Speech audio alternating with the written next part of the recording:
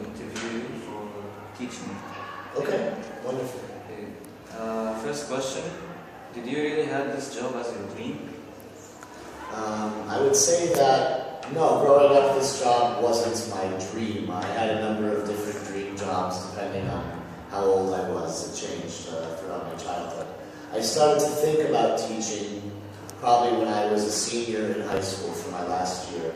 I had a wonderful AP senior English teacher named Jeff Berger-White who kind of inspired me to start loving literature more, start loving poetry even, which was new for me, and even start writing as well. And his class was wonderful, and I guess that was the first time when I started to consider, maybe I'd like to do what this guy does. I've been doing this for about 5 years. I would say after 5 years of teaching, he is still my inspiration for what I want to be as a teacher. And I'm not nearly as good as he is yet, but I hope that, just like anything in life, it takes practice. So I hope with more practice that one day I can be like him. So it became a dream kind of slowly over many years. Okay, second question. What is the most interesting part about this job? The most interesting part of the job, I suppose it's new every day. I have a lot of students. I teach 180 students this year, which is quite a lot.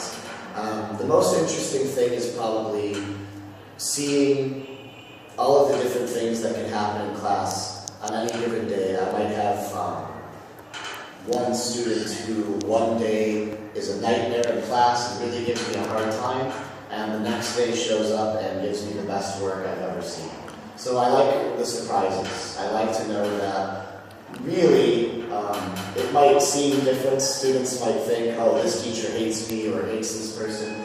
But at least for me, there's really no such thing as good students or bad students. It's not that simple. And I don't think I think some days I'm a better teacher, and other days, I didn't do a good job. We all struggle with that. But it's fun to see the surprises, I guess. When a student who doesn't always work hard really surprises you and does a great job, which happened today in 10A, for example. I like the surprises. It's really fun. It's interesting. Do you see this career successful to you?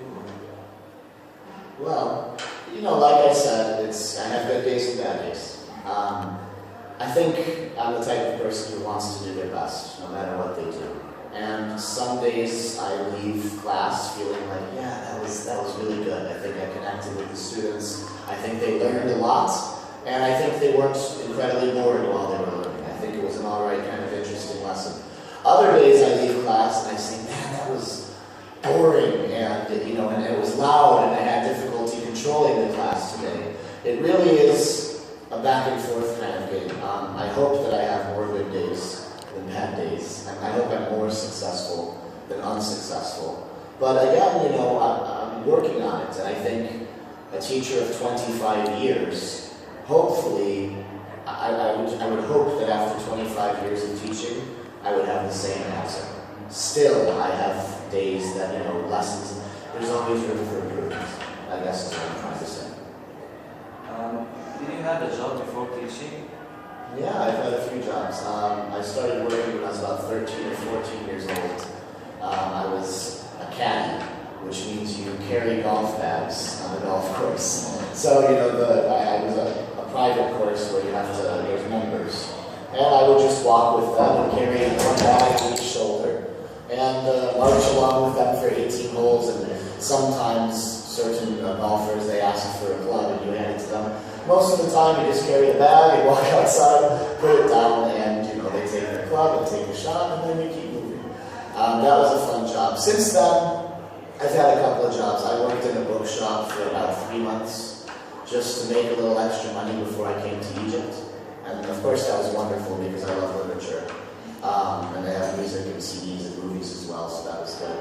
But most of my experience has been in teaching. I was in the language center for about a year. And after doing that, I kind of decided, okay, I think this is something I want to do more permanently, and I switched into teaching in schools. If there wasn't teaching, what would you choose? There's a lot of things that I think there's a lot of fun things things about life. I think it would be wonderful to own my own restaurant. I don't know, I like the idea of that. I love the idea of doing anything with music, of course. If I could be a famous musician, that would be great. But I suppose even behind the scenes, being a producer or working for a record company or something like that. Anything that involves my passions, which is, my biggest passions are probably food and music. Would both be interesting jobs, but there's a lot of stuff out there, and every day I wake up and I see more interesting things, so who knows what the future will hold. And what do you need for the requirements for this job? So usually, it's interesting, when you go to college, you can study a lot of different things and still become a teacher, even an English teacher. So if you know before you go to college that you want to be a teacher, usually you study education, and then maybe you get a master's in education, or if you want to have a job like Miss Ann has, for example. I forget the name of the college major exactly, but it's under the heading of education. There's something specifically for administration and management and these kind of things, leadership positions. So if you know what you're going to do and you're ready to be a teacher, you study one of those. But if you're not ready, like me, you get a double major in Arabic and international business, and a few years later you decide to try teaching, and you find out whether or not you like it. In my case, I liked it, and I thought I was good at it, and I decided to continue, and I'm very happy with that. But you can kind of study almost anything. I mean, Mr. Hisham, for example, was a pharmacist before he started teaching English. So it's one of those positions where I think it's really nice, especially if you go and you get a teacher's certificate, because it's a great fallback job, even if it's not your passion. I know a number of people who decided to change careers when they're 35 years old. They were businessmen and they were making a lot of money, but they were stressed and it was too much, and they decided to become teachers. And they get a certificate, maybe get a master's degree. It's a great, if you want to change positions, it's a good job for that also. Not everybody can do it. It is stressful, and you did get annoyed sometimes. Of course, like I told you, some days, you have students that are trying to, give you a hard time. But it's part of the job. And I think it's worth it. At the end of the day, it's worth it. Do you have any awards of this job? Or? Awards? No, I don't have any awards. Only from schools that have recognized me in the past. A letter from my head of department saying, just a letter addressed to the school saying I'm doing a good job, things like that. No, I don't have any trophies or anything like that yet. But I think, I don't know, it's going to sound very cheesy, I'm sorry about that, but I think the awards are more rewards. I get rewarded when I feel like I do a good job, or when a student comes and says, thank you for the lesson, or, whatever. I get my positive feedback. To be honest, I don't even care what the school tells me. I know that at the end of the day, I can improve, and I will, but I'm doing a good job, not horrible. And my praise comes from my students. When I see my students succeeding, or when my students tell me thank you, things like that, that's my reward. It's all the reward I give. Do you love teaching high levels or High levels. high levels? Yeah. I took a break last year and taught year 5, and it was fun, and I learned a lot, but no thank you. It's very different. They're too young for me. They're yelling, and there's snot everywhere. It's not for me. I prefer high school, maybe even college. I prefer older, young adults. What's your advice for students that consider teaching as the future or something? I guess my advice would be, try it out. Like anything in life, try it out and see how you like it.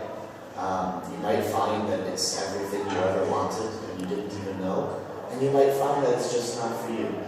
I can say that for me, there are days where I wake up and I don't want to, just not in the mood for the stress of it all. But 99% of the time, I'm really excited to do what I'm doing. To come to work and hopefully, even if I have one of those rushed lessons where there's not enough time to kind of have fun and enjoy ourselves, and I just have to get a lot of work done because we're behind or something, I still look forward to, even if the kids don't know it, I'm giving them something that's going to help them, especially when it comes to SAT exams and college essays and things like that. So for me, I've learned that most of the time I really enjoy this job. But maybe it's not the best advice, but for me it's like anything else in life. I think you have to try something before you really know if you like it. You can fantasize and dream about something for as long as you want. You think it's the best job in the world. And then you try it for a couple of weeks and it's just a nightmare. You didn't know what it was. So I would say try it. See what it's like and keep a few options in your life always. Don't put all of your eggs in one basket, as they say. What's your point of view of this modern teaching? Is it good or the past was bad? Well, I guess in terms of discipline and controlling the class, the past was probably easier for a teacher, because if a student was acting up or something like that, you make them stand at the back of the room, they put a heavy book on their head, you have to hold your hands out like this for an hour. So yeah, it was really difficult for students and really easy for teachers.